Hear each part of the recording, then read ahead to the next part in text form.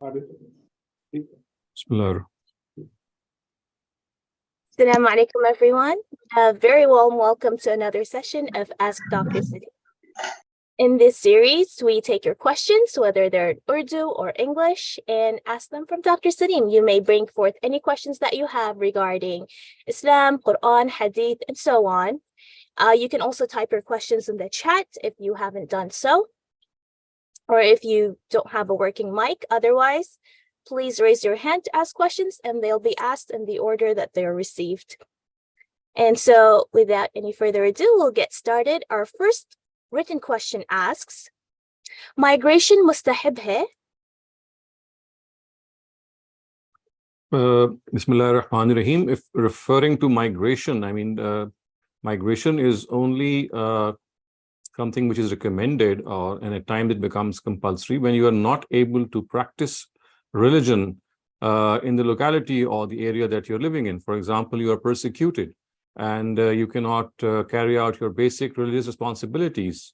This is the first condition. And the second condition is that you also have a place where you can migrate. I mean, to go to a place where you can really settle down and lead a life which is amenable to your faith is the second condition. So in this case, it's not just an absolute directive. Migration is related to circumstances, and these circumstances have been mentioned that unless there is persecution, religious persecution especially, that you are not able to carry out your basic religious duties.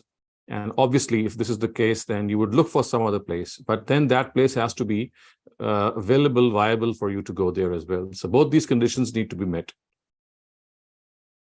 Thank you very much, Dr. Saleem. Our next written question asks, when asked in one of the previous sessions, you said that the throne of God is metaphorical. And so the question is related to that. The question asks, this is a verse from the Quran that says, then he rose over stawa, the throne, in a manner that suits his majesty. What does in a manner that suits mean? Is arsh, or the throne, and kursi the same? If throne is metaphorical, then what about the verse in which we are told that angels will hold the throne on the day of judgment? Is there a physical throne? So these are two different things. I mean, to ascend the throne in a glorious or in a majestic way, this relates to this world. And the throne of God that will be held or borne by 8 angels, that refers to the throne of God on the day of judgment. So these are two separate things. So as far as the glorious nature in which he will ascend the throne, it only refers to the majestic way in which he will rule this universe. And he is the person who is going to, or he's the being who has created, and he's not aloof from what happens there or from the circumstances. So not only did he create, but he's also governing it. So this is also referring to the fact that there has been this philosophy since ancient times that yes, God did create, but then he delegated all the affairs of this universe to his angels and to other deities so that they can run on his behalf. And he just became unconcerned and aloof. So this was a philosophy, an age-old philosophy. The Quran is actually refuting that philosophy. And the Quran is saying that not only did he create, but he is ever present.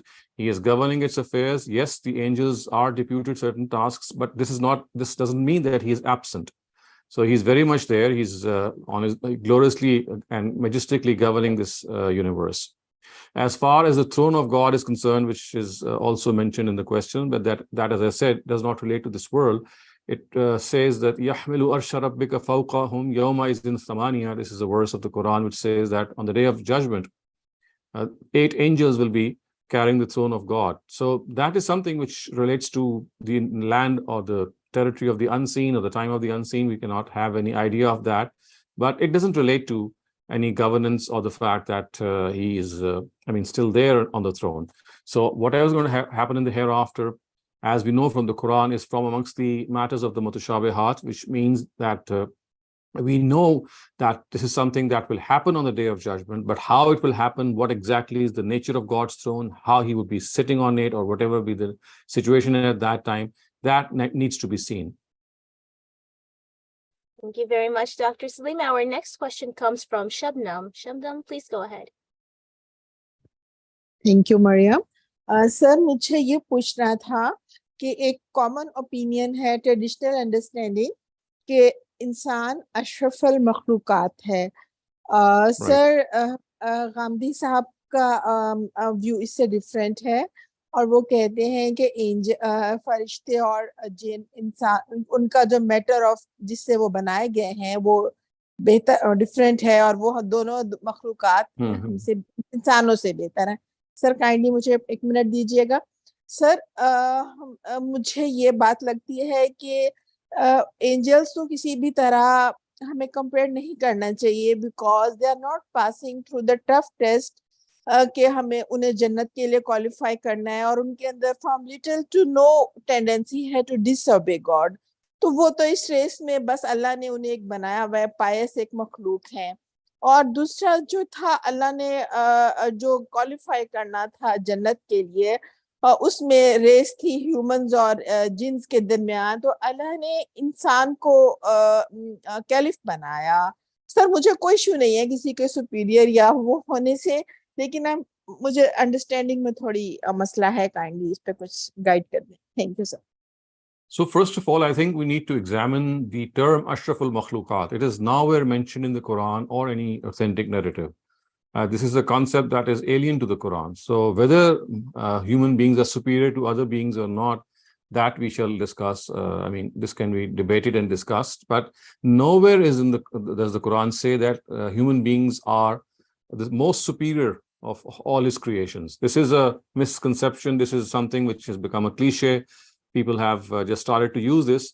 Otherwise, the Quran actually says the words used by the Quran are "Faddalna bani Adama ala kathiram mimman khalaqa." We have given superiority to human beings to a lot of other creations that I have created or that have been created by God. So the word kathir has been used, and it's not an absolute superiority that has been mentioned anywhere in the Quran. The Quran only says that we have given superiority to human beings over many other creatures.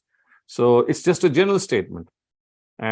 So whether you regard the jinn to be superior or the angels to be superior, that is, I mean, one's own understanding. You can go with this or you can differ with it. But the whole substance of the matter is that the Quran nowhere claims this. There's not a single verse which claims that it is the human beings are absolutely superior. In fact, as I said, this verse, I think it's from Surah Bani Israel. It says that we have given superiority to the progeny of Adam over a lot of other creatures, not over all the other creatures. I think. Thank you, sir. Thank you. Our next written question asks, if we receive interest in a savings account from a bank at an interest rate in line with inflation, is that okay?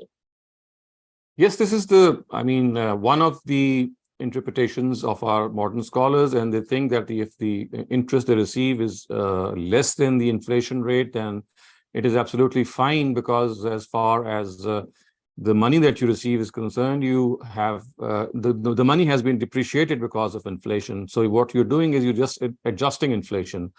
And I would not disagree. Personally, I would not do so, but I would not say that people who take interest because they would like to adjust inflation against it, I would not disagree that this is something that they do wrongly. So it's something that a person can do.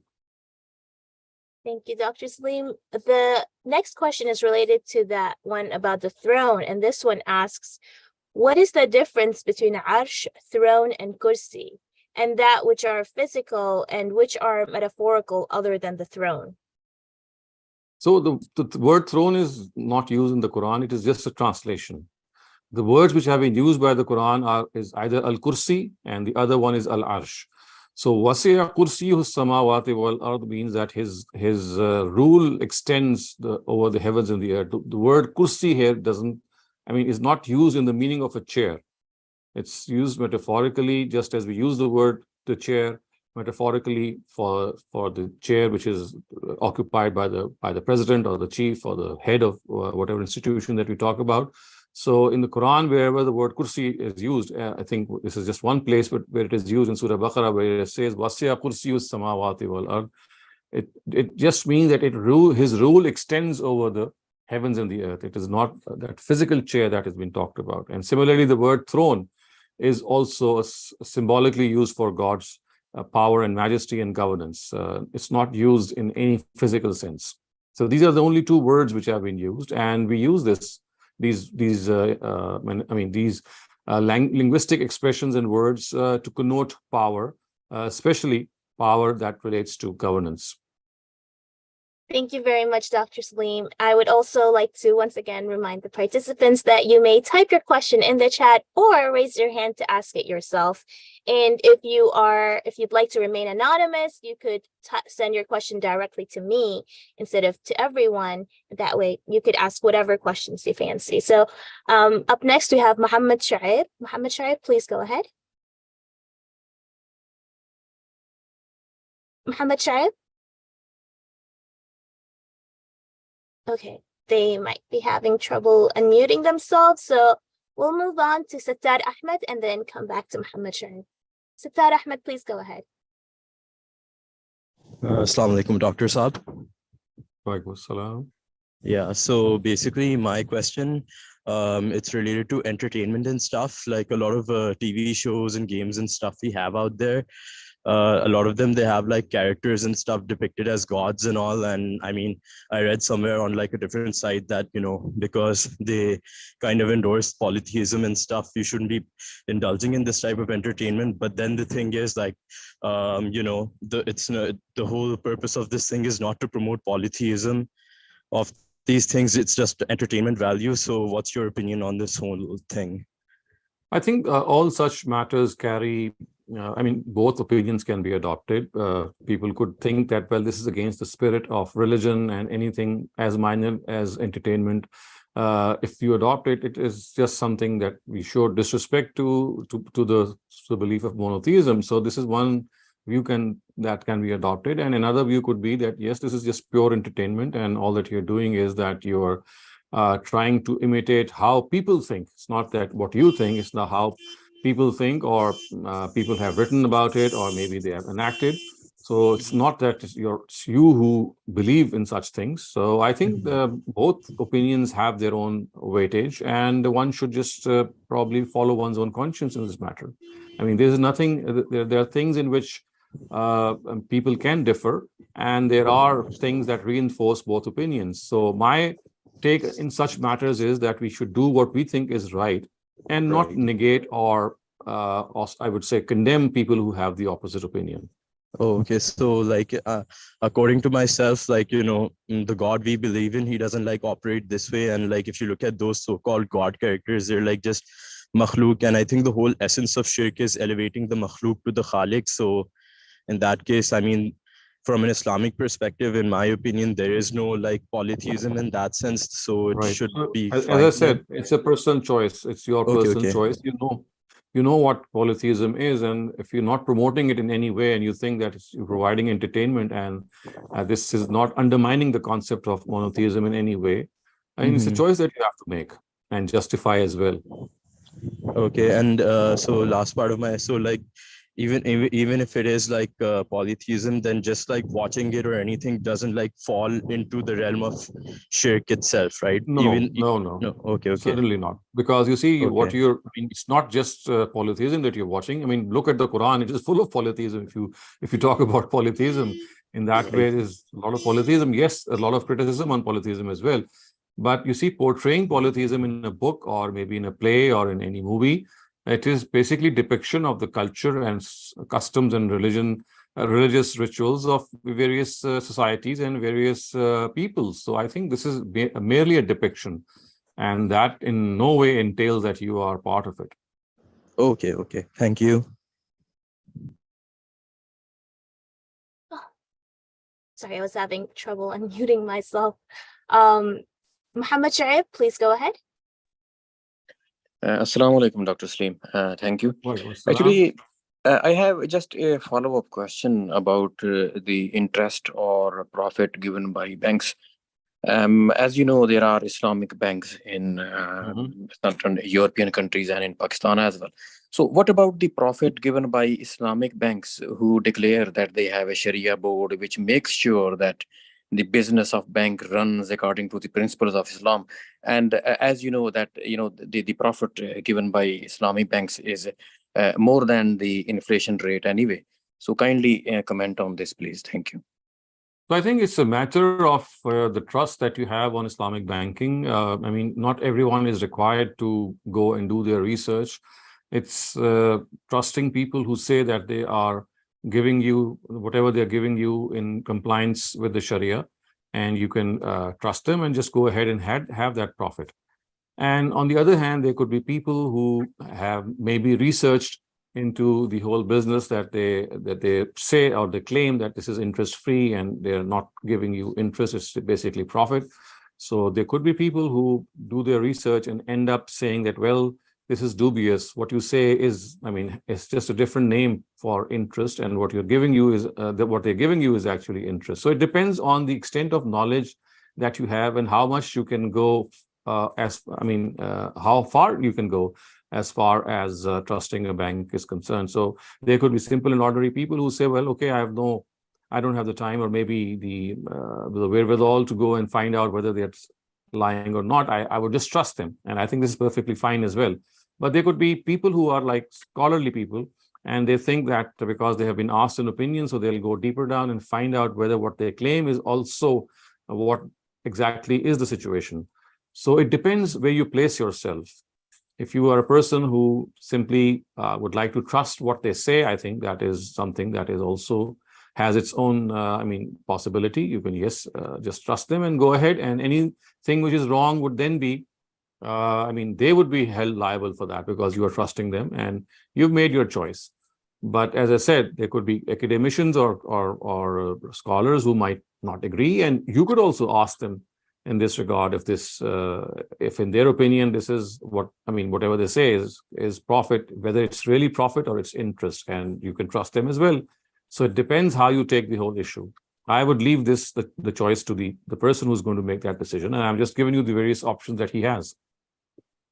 You might know that most of the Islamic banks have uploaded some documents, or you can say fatwa by different, well-known scholars as well about it. So, if you don't mind, I don't have, much knowledge, but in your opinion, what is your own feeling? You see, my own opinion about as I said, in the last couple of years, a lot of work has been done, and I would not like to comment on in general. I can comment on more specific. If you talk to me about a particular bank and how they present their instruments, they have a whole brochure that tells you what they do. So, because different banks are doing different things. But a couple of years ago, when I was more in touch with this, I was not fully satisfied with the claim that they had made. And I rather thought that whatever they're presenting is basically interest. All that they're doing is just changing the name of interest to profit. I think that this is something that has to, I personally still am not very convinced. And what I think is that it's just a question of the terminology being changed. The essence is still the same.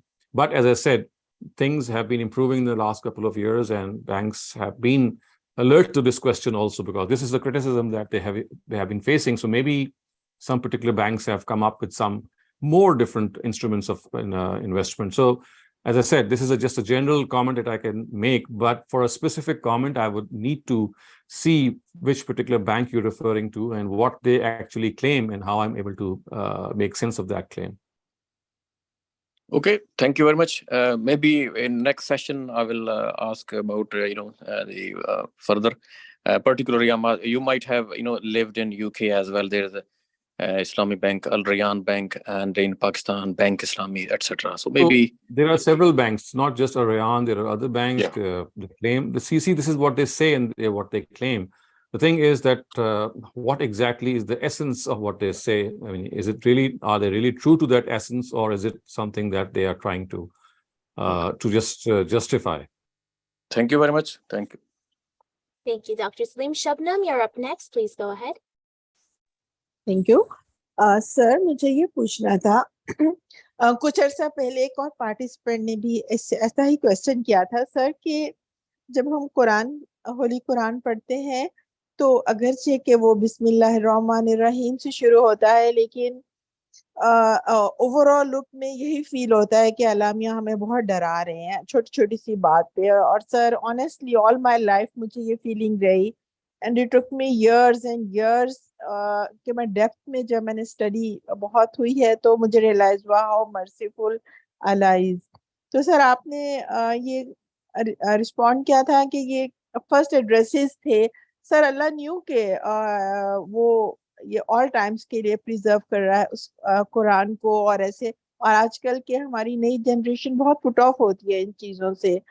तो sir kindly इस पे थोड़ा सा guide कर So दें। yes, thank this you is a sir. very, very important question. And I think, as I explained, I think earlier on, if you know the theme of the Quran, if you know how it addresses people, you will understand that a bulk of guidance which we have from God is within us. So 80% of guidance needed for success relates to your moral being, and that you already have inside of yourself. So the remaining part in which you have to connect to God, you have to offer certain worship rituals, etc. They are the ones which have been divinely ordained either through the Quran or through the Sunnah. So I would say that a better part of the guidance is already with us. And even for that guidance, what the Quran does is it does not give you new guidance. It reminds you of what you already know. And the part in which it gives you new guidance, as I said, is not that much. So first of all, we need to introduce the Quran properly to ourselves and to our younger generation, that as far as the Quran is concerned, it is a book of God revealed in a particular situation to a specific audience. And for them, they were people to whom a messenger was sent. And the whole process of judgment, which generally spans centuries, look at us, we in the post-prophetic era, we have gone through so many centuries, and the day of judgment is still to arrive. So what happens is that in the times of God's messengers, he condenses this time from centuries into, let's say, about 30 to 40 years, in which the truth is unfolded in such a exemplary way, in such a conclusive way, that the adversaries have no excuse left to deny it. And if they still are bent to deny, they are bent upon denying it, then the Almighty punishes them in this world, just as he's going to do them, just as he's going to punish them in the hereafter. So you see, it's just a rehearsal of what's going to take place in the hereafter in this world in times of God's messengers. So because this is depicted a lot of times in the Quran, the previous nations like the Ad, the Thamud, the people of Lot, the people of Noah, the people of Shuaib, etc., all of them, they were the people who occupied a better part of the Quran's content. And the Arabs of the times of the Prophet knew their stories very well. So they had to be reminded of those stories and told that, look, how they were held accountable in this world. And if you do not, mend your ways, your fate is also at hand. So if you're able to make sense to your younger generation that the bulk of that guidance is within you, the remaining part is either reminded by the Quran or it is given to you afresh. So, and that is all that you would need to know. Other than that, you'll find the Quran reminding people of the arguments in favor of Tawheed, arguments in favor of the hereafter, arguments in favor of the fact they were prophets of God, arguments in favor of the fact that the Quran is an authentic book of God. So this is something that you have to look for. And even more than that, you have to view it as the story of the last prophet of God, the way he administered his preaching mission in the land of Arabia. So if the mindset, you see what happens is the mindset that we have or we are communicated by our parents is like a book, which is a universal book. It has everything in it. And when you read the book, you will find guidance for everything. This is a wrong introduction of the Quran. It has to be amended that a bulk of that guidance we already have. So the Quran either reminds us of that guidance or yes, it gives us fresh guidance, but that is very small in quantity. A bulk of the Quran consists of how people will be held accountable in the hereafter, just as they were in this world. So it's basically a constant reminder of the hereafter that the Quran is serving. So you see, if you understand the point that the Quran is making to people is that you should not forget your accountability. So that is a single point theme of the Quran, that accountability is the thing that we tend to forget. And in order to keep that afresh, we are constantly narrated the stories of the past nations and told that, look how they deviated and how they got punished. So basically, it's that single point agenda of reminding us of that accountability that's going to take place in the hereafter. So if you are able to introduce the Quran in this way to our young minds, I think they will read it in the proper perspective. They will not expect what is generally what is generally inculcated in them that they should expect from the Quran. It's not a universal book. It's not a book the way we have been introduced to it. It has solutions to all our problems. It's like a way of life. This is I would say, an erroneous notion, and has arisen by not realizing that, as I said, a bulk of the guidance, the Quran says, فَأَلْهَمَهَا فُجُورَهَا وَتَقْوَاهَا. The knowledge of good and evil is already ordained in us. We know what morality is. We know how to deal with people. We fall short, for example, in how to connect with God. There are certain things that only God would have told us. Similarly, in certain dealings, for example, how should we deal with our fellow brethren in the social sphere, in the economic sphere, in the political sphere, in the penal sphere. So these were areas which needed some guidance, and that has been provided very well by the Quran. Thank you very much, Thank Dr. Saleem. Our next question comes from Iqra Bashir. Iqra Bashir, please go ahead. Assalamu alaikum. Waalaikum So my question is regarding planning education for children, especially the children who are living in Western countries and don't have any access to Islamic centers, and we are parents only responsible for planning those things for them. So I want to know, how can I set the goals with respect to their age brackets? Like, for example, if I can know, by end of this year, this child should have known at least these basic things. So I can know, I'm not going over speed and low speed. So according to their mind, Right. So Al-Mawrid US, as I know, under the auspices of Al-Mawrid US, we are running the institute called GCIL, which is the Ghamidi Institute of Islamic Learning, or the Ghamidi Center of Islamic Learning. So at GCIL, we have a Sunday school, which is a weekly school, and we have ages 7 to 17, 10 or 11 years covered in that. And we have a specific syllabus laid out for each year. And it is basically geared towards their grooming. So maybe you can get in touch with our education department, and you'll be guided there. And at the same time, if it is feasible, because all these sessions are online and they are just 1 hour a week. So just 1 hour in 1 week, either on a Saturday or on Sunday. And by the way, we just began 2 weeks ago. So in case you would like your children to join, they may be able to join if the department allows, or other than that, you'll be given some guidance. So you can look up our website. Yeah, and what about the children under 7?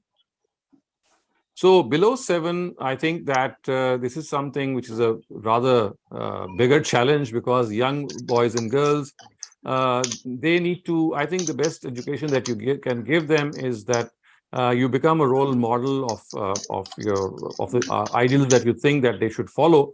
And in this matter, you can broadly read out to them some of the important passages of the Quran, just the translation. And for that, we have compiled books like selections from the Quran. We have selections from the Hadith.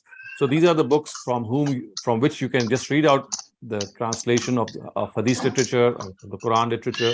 Also, we have a book called Selections from the Bible, in which Bible verses which are in accordance with the Quran are also selected. So these are verses which mostly relate to personality development and personality upkeep. So they are meant to connect you.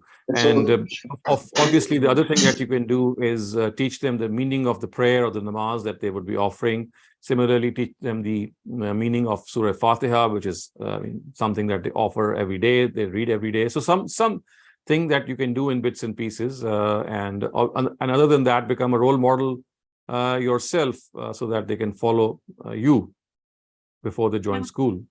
Thank you. And another related part was that if I want to know the top universities providing the best Islamic education and the relevant programs, so how can I look upon that thing?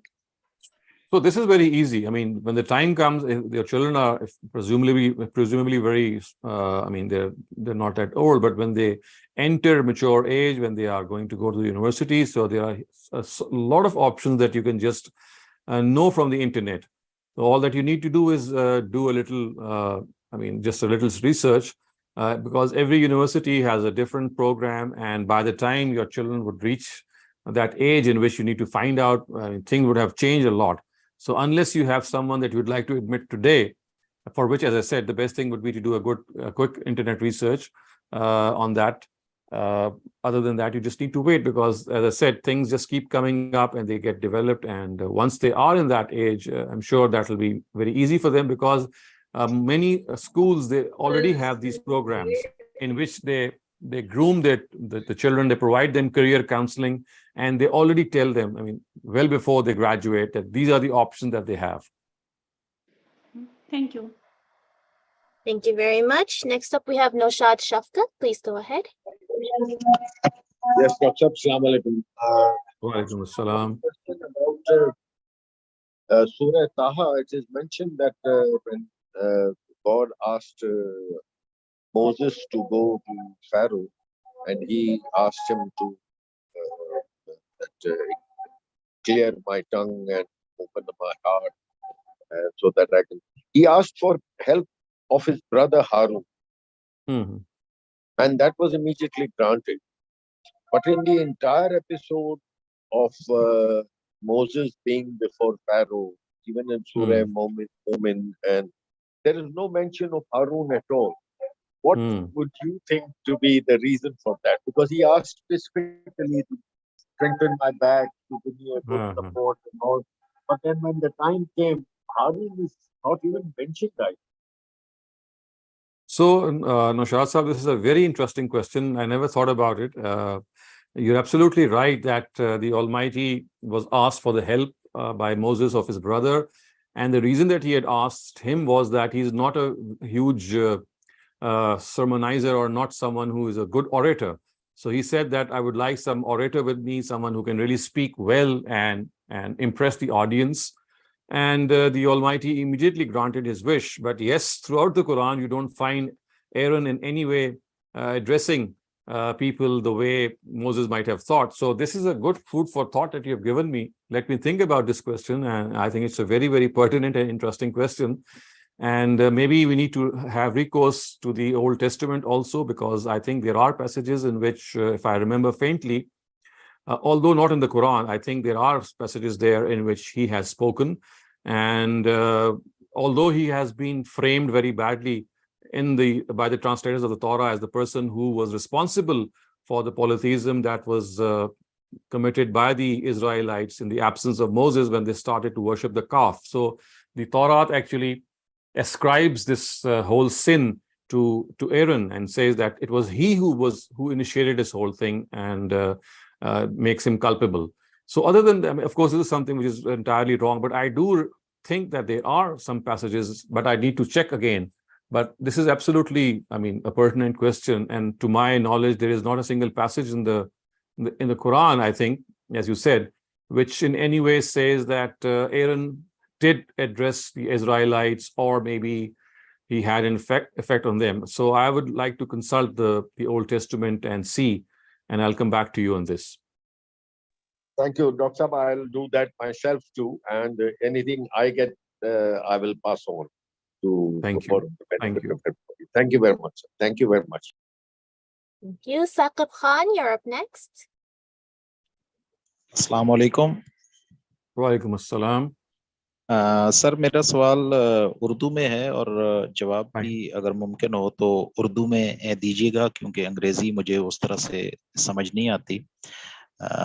सवाल ये है कि मेरा जो एक शख्स नबूवत का झूठा दावा करता है, जबकि उसे किसी किस्म का कोई नफ्सियाती या ज़हनी इख्तलाल भी नहीं है या बीमारी भी नहीं है, और जिंदगी के बाकी तमाम मामलात में भी वो बिल्कुल ठीक चल रहा होता है, तो क्या ऐसे शख्स को हम मुतय्यन तौर पर काफिर कह सकते हैं? क्योंकि उसके झूठा होने के लिए मेरी नाकिस राय की हद तक यही है कि कुरान इस बारे में बहुत वाज़ेह है, और अहादीस रसूल भी बहुत वाज़ेह हैं कि आप सल्लल्लाहु अलैहि वसल्लम के बाद कोई नबी नहीं आएगा। तो इस सतह पर आके जब कोई शख्स झूठ बोलता है और झूठ نبوت کا جھوٹا دعویٰ کرتا ہے تو پھر ہم اسے کافر کیوں نہیں کہہ سکتے؟ اس سلسلے میں ذرا آپ کی رہنمائی درکار ہے سر۔ تو پہلی بات تو یہ دیکھیں کہ کافر کہنے کا یا کسی کی تکفیر کرنے کا حق اللہ تعالیٰ نے اپنے علاوہ کسی کو نہیں دیا۔ وہ کہتے ہیں کہ کسی کی تکفیر میں ہی کر سکتا ہوں کیونکہ میں ہی جانتا ہوں کہ ایک شخص جانتے بوجھتے یہ کام کر رہا ہے۔ جانتے بوجھتے کا معاملہ دل کی کیفیت سے، اور ہم دلوں کا حال نہیں جانتے۔ تو اللہ تعالیٰ یہ کہتے ہیں کہ یہ تکفیر جو ہے یہ صرف مجھے اس کا حق تھا، میں اس حق کو میں نے استعمال کیا پیغمبروں کے دور میں جب میرے رسول آئے، اس کے بعد یہ حق میں نے واپس لے لیا۔ اس تو تنہا یہی بات کافی ہے کہ یہ حق ہمیں دیا نہیں گیا۔ اور اس کا آپ یہ سوال پوچھ سکتے ہیں کہ کیوں نہیں دیا گیا، تو اس کی وجہ وہی ہے کہ یعنی تکفیر کا معاملہ ایسا ہے کہ جس میں جب تک وہ سب چیزیں جو کہ ایک انسان کے اندرون سے گزر رہی ہیں واقف نہ ہوں، آپ اس کو کوئی ورڈکٹ نہیں دے سکتے۔ اگر ایک نفسیاتی معاملہ نہیں بھی ہے، کوئی ذہنی اختلال نہیں بھی ہے، تو ایک اگلی چیز تو ہو سکتی ہے نا، وہ دلائل ہیں۔ ایک آدمی جو ہے وہ دلیل سے ہی کہہ رہا ہے کہ دیکھیں قرآن کی اس آیت کا مطلب یہ ہے، آپ لوگوں کا مطلب اور سمجھ رہے ہیں، میرے ذہن میں اس کا مطلب اور آ رہا ہے، اور ختم نبوت کا مطلب یہ نہیں بلکہ یہ ہے، اور حدیثوں میں جو یہ بات بیان ہوئی ہے وہ یہ نہیں وہ یہ ہے، تو وہ تعویل کر رہا ہے۔ یہاں وہ کوئی ہٹ دھرمی پہ نہیں کھڑا ہوا یا کسی انکار پہ نہیں کھڑا ہوا، وہ تعویل کر رہا ہے۔ ابھی تک کوئی ایسا آدمی نہیں پیدا ہوا کہ جو یا نفسیاتی مریض نہ ہو اور یا پھر وہ تعویل نہ کر رہا ہو۔ اس کے علاوہ تو کوئی تیسری کیٹیگری ہو نہیں سکتی۔ یعنی اگر وہ ہوگی تو ظاہر ہے اس کے بارے میں بھی ہمیں توقف کرنا پڑے گا، کیونکہ یہ حق ہمیں خدا نے دیا نہیں ہے۔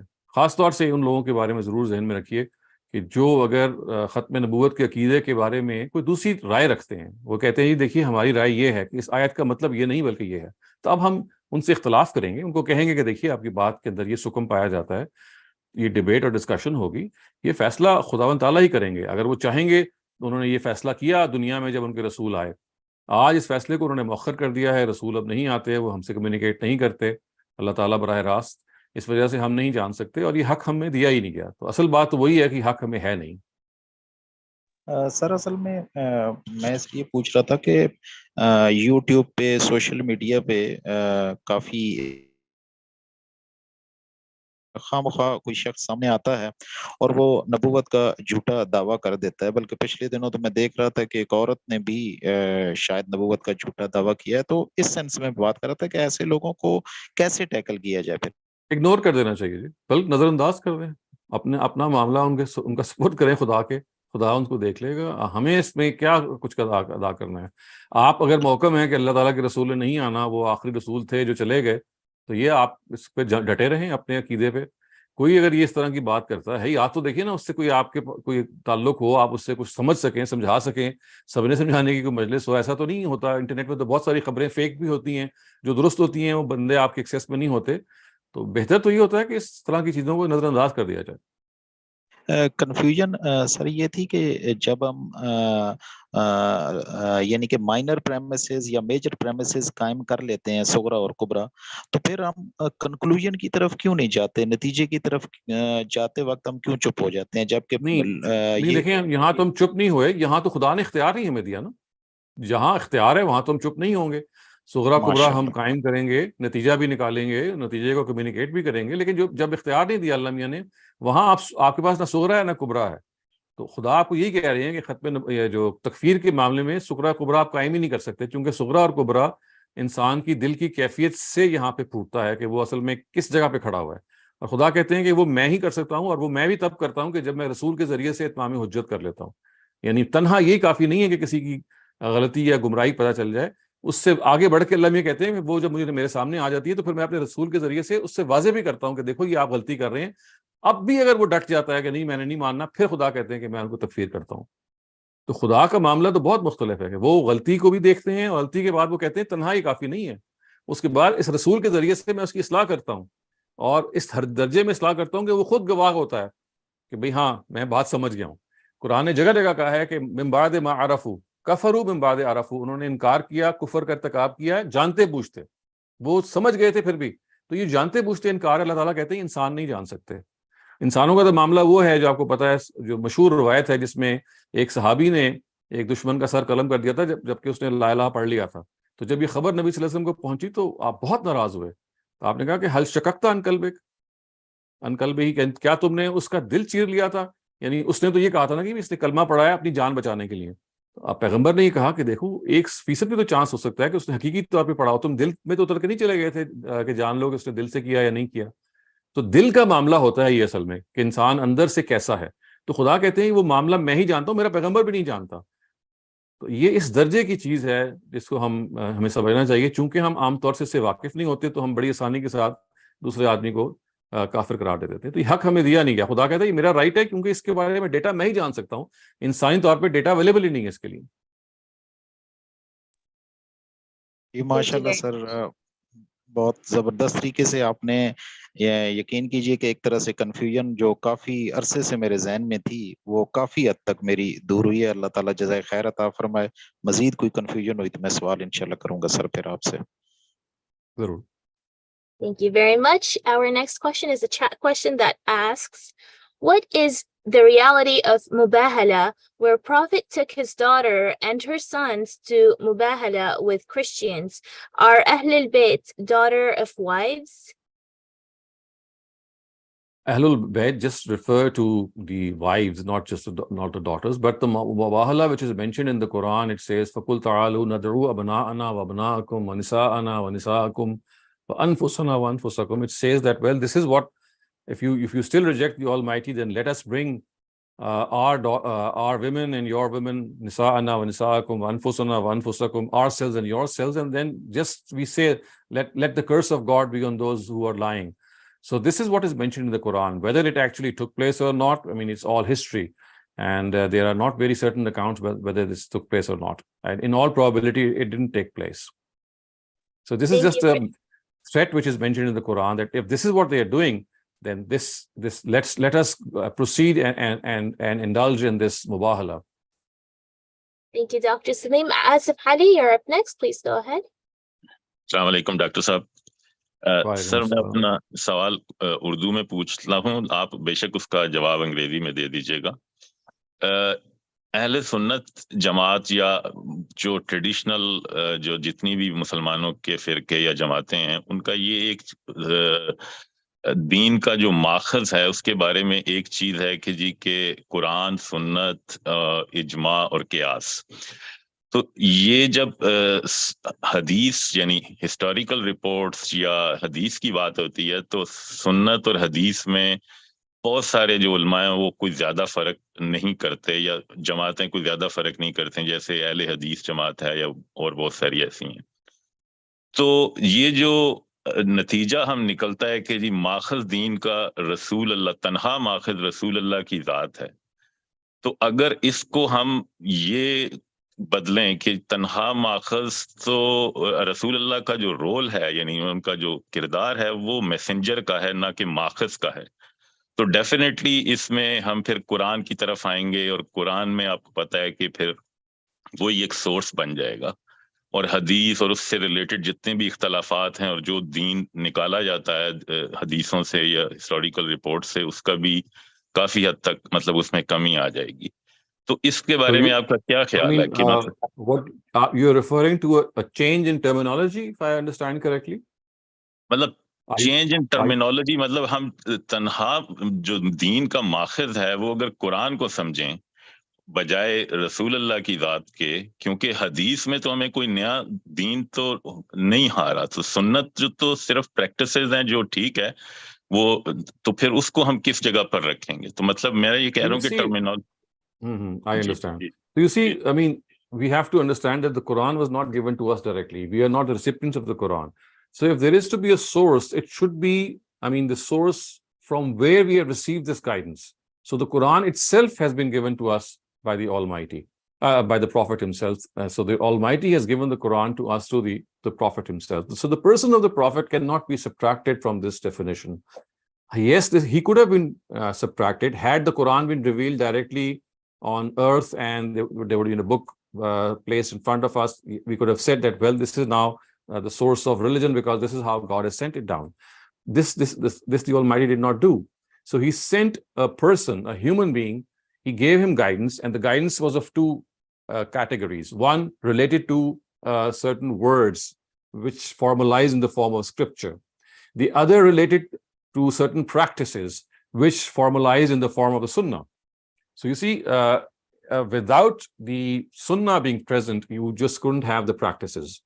So it's not just the Quran that we're talking about. We're talking about the fact that the Almighty actually wanted certain practices, which was besides the words, which actually through which formal scriptures are given. So if that would be the case, then we would have to hunt or look for a personality, because practices cannot be revealed. I mean, practices cannot be sent down.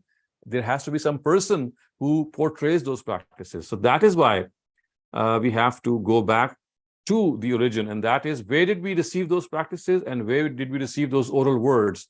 So we know that there was a person called Muhammad sallallahu alaihi wasallam in a particular period of time, and it was through him that these two original sources were given.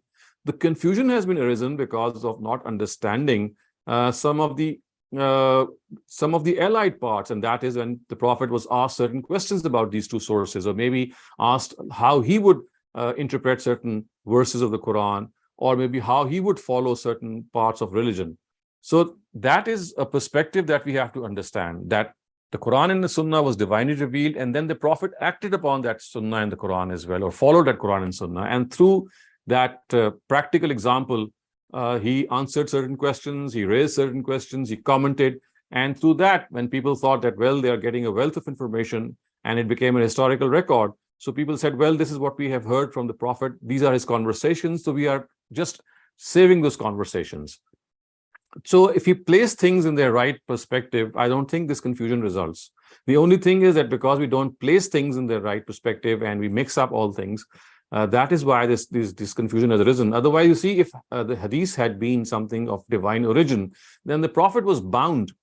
He was bound. It was an obligation on him to gather everyone and tell them that, well, whatever I speak to you today or tomorrow in my private gatherings, each one of you is responsible to transmit it to other people. This he never did.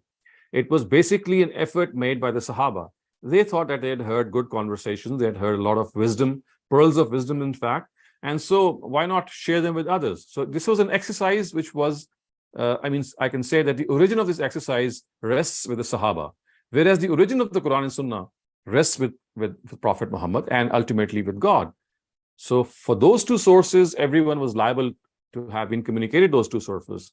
But for the rest, it was just as I said, sharing of knowledge of the Prophet. But ultimately, later on, people mixed up the two, and they started to think that whatever the Prophet has spoken of is also equally,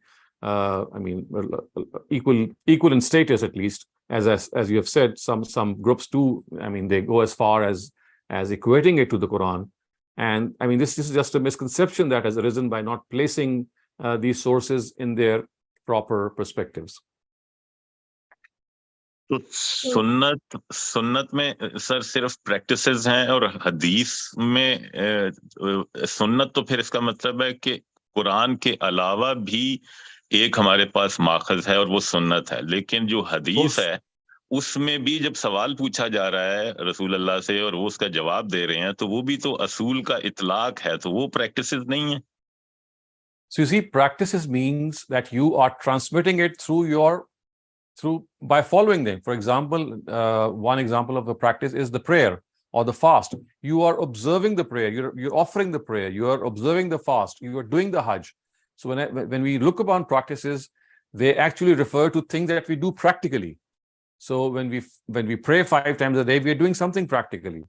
So as far as the hadith is concerned, it is a record of the Sunnah. It at times just gives you a record. That is how the Prophet did something. It doesn't give you any practice in itself, because practice means that someone is going to perform it. Someone is going to offer it. So it cannot be a book that's going to offer something. It cannot be a writing that's going to observe something. It has to be a living person who observes or does something. So Sunnah is something that is always related to some living person, because it cannot be done by a non-living being. It is something that has to be performed, something that has to be offered. ठीक है, सही है, sir. Thank you.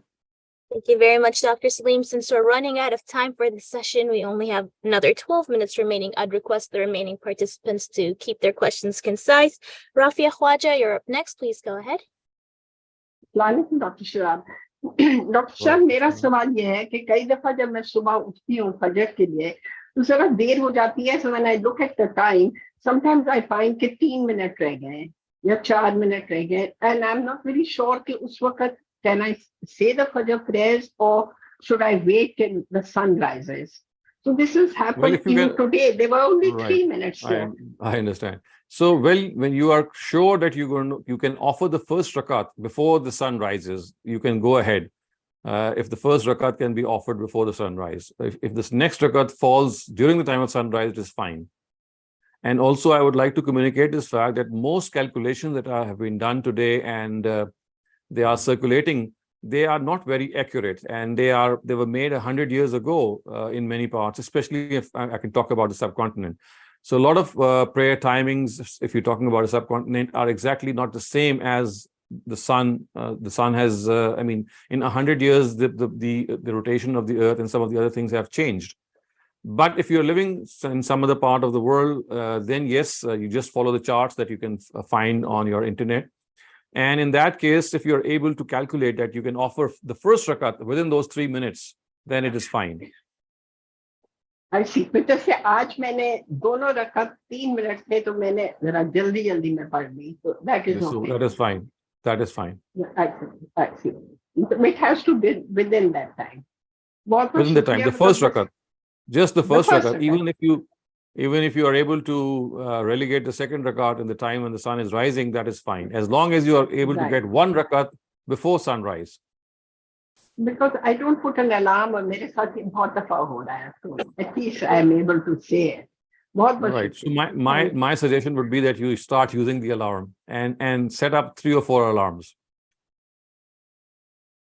Thank you very much. Athar Zubairi, you're up next. Please go ahead. Athar Zubairi. Okay, they might be having trouble unmuting themselves. So, I see you've unmuted yourself. Yes, we can hear you. Please go ahead. Yes. Yeah, my question is related to a specific word of the Quran, ja'ala. If we look at the pan-textual analysis of this word used in the Quran in multiple occasions, the word ja'ala is used for making skies, universe, earth, human beings. Now, in another verse, Allah says that ja'ala fil Kaaba. So when I read this verse, I thought that if the word ja'ala used for other creations and Allah is using the word ja'ala for Kaaba also, therefore this house of Allah is exclusively made by Allah Ta'ala. Why we are believing that this house of Allah was made by human beings or Prophet Ibrahim and others? So there Please is, clarify. just let me clarify this, that there is not a single verse which says Ja'ala al-Kaaba. There is no such verse. If you can point out the exact words, I can maybe comment on that. There is no such verse which says Ja'ala al-Kaaba. There is. Okay, please point it out. Actually, I pointed out, I think it's in Surah, don't recall that, but the word Ja'ala categorically is used for the Kaaba as well, apart from the universe, earth, As I said, you see, you have to point out the words, because you see the word Ja'ala is also a Fi'lul Naqis, which is what we call the incomplete verb, where it doesn't mean to make something. It means to start something, to begin something. So it depends with the usage, and it doesn't have just one meaning, it has several meanings. So I need to look at the exact verse. If you can send me the words, or maybe the verse, or maybe, communicate it to our moderator, or you can have my number. Okay. I can only comment on that after I look at the verse. Okay, thank you. Thank you very much. Our next question comes from Riaz. Riaz, please go ahead. Assalamu alaikum, Dr. Sahab. Wa alaikum assalam. Dr. Sahab, the nafs, the word has been used, and some scholars, they have translated it as a psyche and self. But on the other hand, Allah subhanahu wa ta'ala also says that I take the nafs during the sleep. So does it have any relationship with the physical entity, or the nafs itself is not a physical thing? On most occasions, it is referring to the soul. The soul that we have. You see, we are a compound entity. We have a physical being and we have a soul inside of us. So when the Quran says, وَنَفْسٍ وَمَا سَوَّاهَا فَأَلْهَمَهَا فُجُورَهَا وَتَقْوَاهَا, or similarly when it says that جَعَلَ لَكُم مِّنْ أَنفُسِكُمْ أَزْوَاجًا. So at times the word nafs is used for that physical entity that we are, in relation to being human beings, and at times it is used for our soul. So it depends on the usage and the verse that you're referring to. It's not. It's not always referring to your own spirit or to your own soul. At times, as we saw in our last study, it says "Faqtulu anfusakum," which means that kill yourselves. So the anfus is the plural of nafs, and nafs here is not referring to your soul. It is referring to your physical being. So soul means, you mean the ruh, but yeah, the ruh and but in the Quran, ruh and nafs, as I think, is a different entity. Are they used interchangeably? I think that you need to point to the verse. You see, we just cannot speak hypothetically. If you have any verse in mind, then I can comment. Okay, I know. I'll look at it next time. Thank you. Okay. Thank you very much. Noshad Shafqat, please go ahead. This will be our last question of the day. I know we have a few remaining chat questions that we didn't get to, so those have been saved until the next Ask Dr. Saleem session. Noshad, please go ahead. Thank you, Marim. Dr. Just want to clarify something which has coming to my mind with regard to the distinction between good and evil that God has ingrained within us human beings. We have that by birth. Isn't the incident of Cain and Abel, when Cain killed Abel and he then regretted doing that and he wanted to hide his corpse and he saw the crow doing that, wouldn't that be one of the finest examples that right at the beginning of the creation of mankind, God has indicated to us that the element of good and evil, the distinction between the two, is ingrained within us human beings. Just your comment on that. You're right about that, but I would say that I would suggest that if you could go one step earlier, and that is in the incident of Adam and Eve itself, when they started to cover themselves with leaves after having that personal encounter, that shows that they had this personal what you call shame and modesty ingrained in them. That is what made them cover themselves. So I think that even before this happened, even before Abel and Cain, the whole incident of Adam and Eve also suggests that this innate guidance is found in us. Thank you very much, sir. Thank you. Thank you very much, Dr. Saleem. We have 4 more minutes and 1 more raised hand, so let's take the raised hand. MP Naveed Irfan, please go ahead. But please make your question very concise. अस्सलाम वालेकुम रहमतुल्लाहि व बरकातहू doctor. वालेकुम अस्सलाम।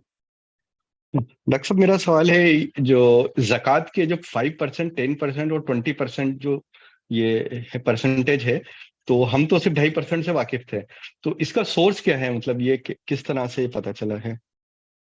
कुछ रिवायत में है या? I have given a detailed talk on this subject, and I have explained how 5% and 10% has the basis or the origin of this percentage. Basically, they always existed in the times of the Prophet also. The only thing is that the 5% and the 10% were related to agricultural produce. So it's 2.5%, 5% and 10% and even 20%, which is on riqas or on treasures that are found. These percentages are found in established sunnah even in the times of the Prophet. See, the only thing is that we relegated, or we just confined the 5% and 10% to agriculture. And you must have heard the words of ushur and nisf ushur. So this is 5% and 10% actually, to put it in other words. The only thing that Ustaz Javed Ahmed Ghamidi has done in these times is that he has extrapolated. By analogy, he has said that, well, it's not just agricultural produce which can be regarded as produce. We have industrial produce, we have other forms of production, we have skilled production as well. So all that he has done is he has just extended the scope of production, which was confined as agricultural production in the times of the Prophet. So the first answer is that it's not just 5 and 10% that you should have heard of. It's found in our sources ever since the Prophet himself. But these percentages had been confined to production related to agriculture. So all that has happened is that a scholar of recent times has said that, well, Today, we have other forms of production besides agricultural production, and they also need to be classified in the same way. So basically, it's an ijtihad done through analogy. And if you'd like more details, I have given a very detailed talk on this topic, and our moderator can provide you that.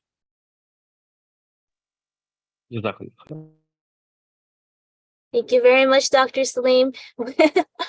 Although our time is over, the questions are not. So I would like to request the participants to please keep their questions until the next Ask Dr. Saleem session, or they can join either the English or the Urdu Islamic studies session to again ask their questions at the end of these sessions. And to find out when the Islamic Study Circle sessions take place, or the weekly schedules during the month for all of Dr. Saleem's sessions, you could join the WhatsApp group, info Dr. Saleem SS sessions. And the link to that is in the chat. So please save that now, and we'll be ending our session here. Thank you very much. Inshallah, see you tomorrow, Dr. Saleem, at another session of textual study of the Quran.